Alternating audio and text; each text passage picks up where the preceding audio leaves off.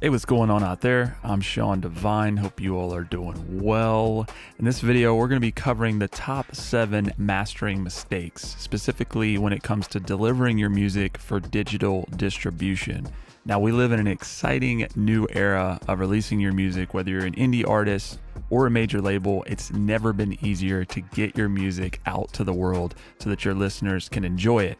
However, there's a lot of misinformation and a lot of confusion when it comes to delivering optimal masters, and also what these loudness standards actually mean to you in terms of delivering an optimal master that's going to sound its best once it gets to your listener. Real quickly, before we dive into the tutorial, I want to tell you about this video's sponsor, which is Repost Exchange. Many of you ask me about the best ways to promote, market, and get feedback on your music as an indie artist or as an indie label. Repost Exchange is a fun, easy, and effective way to get your music out there, to get more exposure, and connect with musicians from all over the world. Repost Exchange connects directly to your SoundCloud account. It's completely safe and it's fully compliant. Once you're connected, you can browse other users' campaigns and receive requests. And if you find a song or an artist you like, you can then repost to your page, follow, and even provide constructive feedback to earn credits that you then use to create your own campaigns for effectively promoting your music.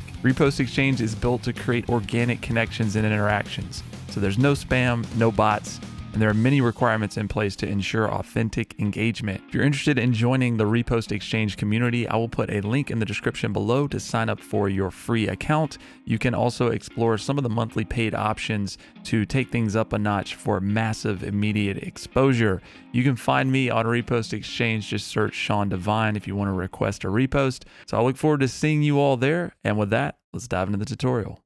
All right, so the first album mastering mistake we need to cover, and it's one that there's a lot of misinformation out there about, is that many of you are delivering your master at the loudness standard established by some of these digital platforms. For example, you hear numerical values like -14 LUFS integrated for Spotify, -15 for YouTube. So you're actually delivering your master at an integrated reading of -14. You don't want to do that. I'm going to tell you why. But first of all, we need to establish what those loudness standards actually are in place for. They are not a standard for delivery, meaning they are there to create consistency for listeners. Here in this session, if I play this song back, this is how I delivered the master. Let's just take a look at our levels here. You know the show must go on. Endure the eye of a storm. When I feel weak at my worst, your love is the first, the last, sustain, no restraint. All right, so you can see that we've got a long-term integrated LUFS reading of -9, which is going to be very competitive. You hear me talk a lot about delivering competitive masters on the channel. A range between -8 to -11 LUFS integrated. That is what I would consider a competitive level, but also one that you're going to be able to retain dynamics. Also very important. But let's go over to Spotify now, and the same song, that's what I delivered at -9 LUFS. If we play it back here on Spotify, you're going to notice that it's quite a bit quieter. So let me go play that back. You know the show must go on. Endure the eye of a storm. When I feel weak at my worst, your love is the first, the last, sustain, no restraint. Well, what's happened there is when I play back this on Spotify, from start to finish, that song is going to measure -14 LUFS integrated, right? Because that is Spotify's loudness standard. Now, the reason for that is because as a listener, so right, I'm listening right now on Spotify. If I go into preferences, if I have normalized volume, or your listeners have normalized volume active, then that means it's going to set everything played in Spotify to -14 LUFS integrated, which means start to finish, that's the measurement that the song is going to play back at. And again, that is there so that your listeners, when they're browsing through Spotify, everything's going to be at the same level, right? So that's why it's there, is just to create that consistency. Now, in any of these platforms, if normalize is turned off, which me as a listener, I always turn this off because I want to hear the way the masters were delivered. I don't want Spotify or Apple Music or any of these other services to adjust that. If we turn that off and then we restart Spotify, now if we play it back, You know the show must go on. Endure the eye of a storm. that's going to show -9 integrated the exact same way I delivered it. So what this means is if you all out there are delivering at -14 and then your listeners are not utilizing normalize, or maybe the platform doesn't have normalize. A lot of platforms out here are now delivering what's called lossless files, right? You've heard this, which is a high fidelity version of it. That may not normalize at all. So if your song is delivered at -14 LUFS, it is going to be significantly quieter than the rest of the songs on these platforms. The top charts, if you turn that normalize option off and then you go reference those, you're going to notice that those are being delivered at a much higher LUFS value than -14. And so you want to be able to be competitive. So now that we know what those loudness standards are in place for and what those numerical values actually mean, how do the platforms bring your masters back to those standards? There's a lot of confusion out here about that. I've heard rumors about platforms applying compression or limiting or changing the frequency balance. None of that is happening. What they do is, for instance, here, I delivered this at -9 LUFS integrated, complete reading. They will utilize essentially what you would have here with a master fader or a VCA, and it's just going to bring that back to the point where if we were at -9 LUFS integrated, it's going to bring it back to get a measurement of -14 LUFS integrated. That will not change the tonal balance. That will not compress it. That will, in most cases, not apply any kind of brick wall limiting. You know, I've heard some platforms, if you're pushing way above 0, they may apply something like that. But in my experience, I've been delivering masters to platforms for, over 10 years since they started doing a lot of this digital delivery. The sound itself does not change. All right, so the second album mastering mistake that many are making when delivering to digital distribution is pushing a limiter or over compressing or over maximizing. So for example, again, I have a competitive LUFS reading that we just looked at here of -9. And this is the point where I felt for the song to get a competitive loudness, but to also not start wrecking my dynamics. That was plenty, right? So you want to kind of find a balance between those. A lot of you are just listening to some of the popular songs out there and going, well, I want a -7 or a -8 LUFS integrated, but you're not thinking about the fact that your song tonally may be very different than that song, and certain songs stylistically don't need to be pushed that much. So I'm going to bring up the gain of the limiter, and I want you to keep an eye on our LUFS integrated readings. They are going to be higher. If I was at the loudest part of this song, we'd probably be more towards -7, -6 LUFS. But I want you to listen very closely to what happens to the low end, what happens to the dynamics, and just the clarity of the mix altogether. This is not a game out here. People chasing money and the fame out here. Stack it up, but what's it mean? Tensions upside down, obscene. So you empty dreams for a fee. Deep down, we got the faith, don't leave. 'Cause that's priceless, I confide it, uninvited. At times, clouded mind, cold hearts, feeling lost. But you had me from the start, oh yeah. I cannot. So you can hear as I bring that gain up, the low end is starting to fall apart. We're getting distortion down there. The kick's just not clean at all. And so this is where you have to use your ears and realize it's more important to retain those dynamics and retain the integrity of the mix than to, sacrifice all that for a little bit louder master in terms of LUFS. I want you all to remember that your listeners, when they're on Spotify, they're not sitting there with an LUFS meter. You don't want to sacrifice all that stuff that we've worked for. in the mix. Many are delivering their masters missing credits as well as metadata or meta information about the song and who is involved in the song. Now, this is important not just so that you get the credit, but also so that if someone is looking for your music, or maybe a music supervisor, we talk about music discovery, getting music placements, getting your music synced in films. Music supervisors look very closely at metadata to who worked on it. They want to know which performance rights organization you're with. So these ISRC numbers and the credits directly connect to all of that information, and they're going to be able to access that so they know who to get in touch with and who has the various rights in these songs so that they can contact you. If you're missing a lot of this information, it just makes it that much harder for them to get in touch with you, and they're probably not going to bother going on social media or trying to dig into something that they don't have all that information already there that they need. Many of the people who are listening to your music, they want to know who is involved in the process of creating that music, not only just for their interest, but there may be someone who's interested in the production or who mixed it or where it was recorded and mastered. I just remember growing up as a kid and always being very interested by the liner notes, which is something that we don't really have anymore. This metadata can be very helpful for those who want to see that information. And it's also your calling card as well as a calling card for those you collaborate with. So you want to share who worked on this stuff so that people can find that out very easily and be able to get in touch if they need to.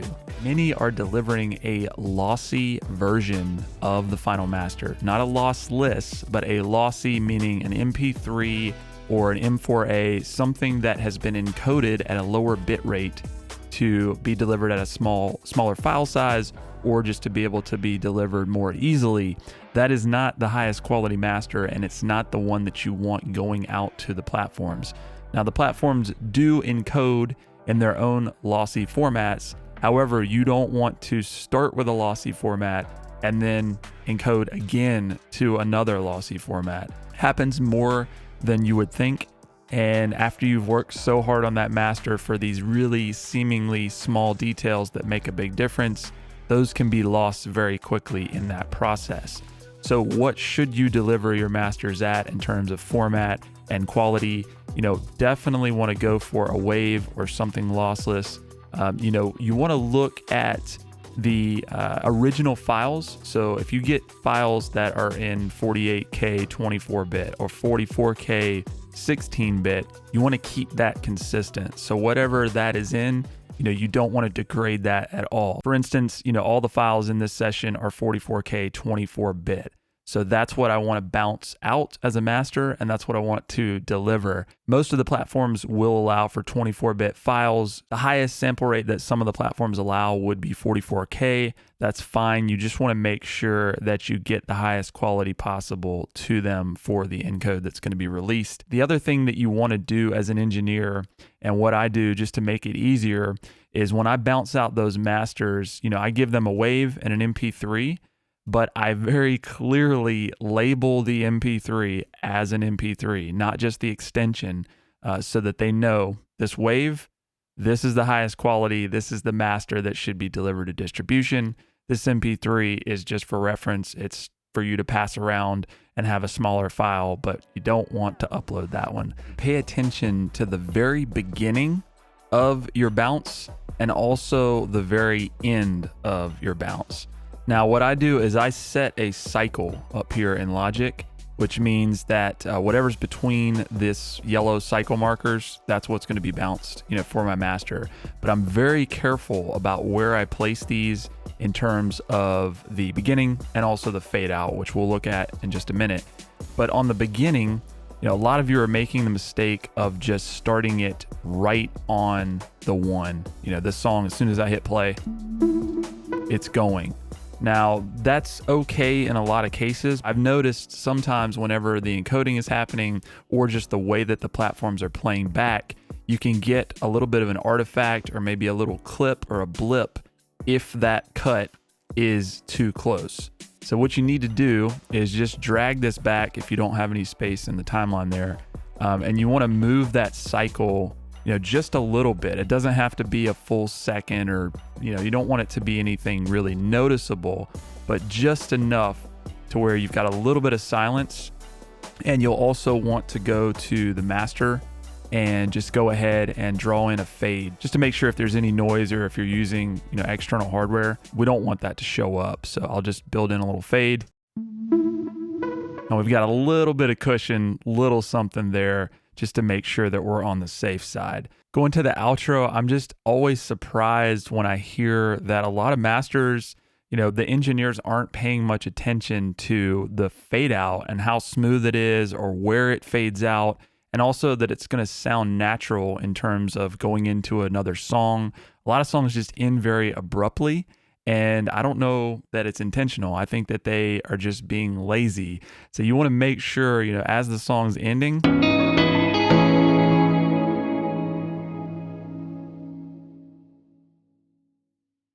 most of the time I will go over here to my mix controller and I will actually do a manual fade with my finger, just so that it has a really natural fade out, very smooth. So if there is a crossfade, some of these platforms do crossfades, it's just going to sound better going into the next song. All right, the sixth album mastering mistake is that you're delivering your masters without listening to them extensively after you're finished. So I know after you've finished a mix, sometimes I've listened to a song hundreds of times at that point, probably much more than that. And your ears are a little bit fatigued, but you want to come back to it and you want to listen to that master at least 5, 6, 7, 8, 9 times, and on different headphones. I listen on a number of different headphones. My phone, I also take it out to the car. I listen on my computer monitor. I listen everywhere I possibly can. And I can just tell you that even after I've heard something that many times and feel like it's done, there's times where I take it out of the studio and I do those extensive listens, and I find things after the fact that shouldn't be there. Many of you may be mixing and mastering the session, which I do many times. What I will do is give myself at least a day between, the mixing and mastering process, so that I can, of course, give my ears a rest, come back with fresh ears. But then when I do those, additional listens in terms of prior to delivering a master, I'm going to be, more prepared for that and have more patience and make sure that I am listening very intently to what's going on there. The seventh and final mastering mistake when delivering to digital distribution is that many of you are not printing stems when you're printing the final master. Okay, so maybe you feel like you can just wait and do this at a later time. I've done that before, and I'm going to tell you why that's not a good idea. First of all, you want to take some preliminary steps to make this process easier for yourself when you do get to this point and you do need to create stems. That's why we talk about creating VCAs at the beginning of your mix. So I always have an instrumental VCA, which means if I solo this VCA, it's going to solo my instrumental tracks, and I can very easily bounce my instrumental stem at the same time that I'm bouncing that final master. In the same sense, when I want to create that vocal stem, I can just mute that VCA, and then I'm going to bounce all the vocals. So right there, I have instrumental and vocal stem, and I can bounce it out right at that time. The reason why this is especially important is because, one, these days, you may open up a session and one of your plugins may have been updated, or maybe it's not updated and it's not loading properly. There could be all kinds of number of technical things in your session that it just doesn't open the same way it did before. Now, usually that's not the case, but I have seen that happen. And if you're not able to get the session loaded in the same way, you're going to have a really hard time replicating those stems at a later time. The other thing to consider for those of you who are using analog hardware, doing recalls after the fact can lead to some confusion. What I do is I always write down the settings for my sessions. I didn't utilize any analog hardware in this particular session, but you see I have my notepad here, and I will just write down all the settings that I utilize on my SSL Fusion if I use that, so that I can recall them. However, I may be in a situation where I need to bounce some stems for an artist or a label, and I don't have the Fusion with me at that point. So I'm not able to create that stem at that time. So it's always just best to go ahead and do that right then and there when I'm doing the final, so that if they need them, I've got them. We also talked about sync placements and including that metadata, why that's so important, but also stems become very important in this case because a supervisor may be interested in your song, but they may be looking for something in a specific show or a movie that calls for the instrumental version only. And so they may contact you and ask you for that. And again, you want to have that and have it be the exact instrumental from that mastered song so that they can have what they need. All right, so we've covered the top 7 mastering mistakes when delivering for digital distribution. I hope that we've shed some light on some common misconceptions and some things that have been very confusing. I know I've been discouraged about the lack of clarity when it comes to the loudness standards and a lot of these small details that are so important when delivering masters now in the digital era. There's so much time, energy, effort, love put into your music. So you want to make sure to cover all these details here in mastering, because this is the final step before it gets out to be heard on these platforms by your listeners. I hope this was helpful for you. If you learned anything in the video, please like, subscribe, and consider sharing. Hit that notification bell for more. We'll talk to you soon.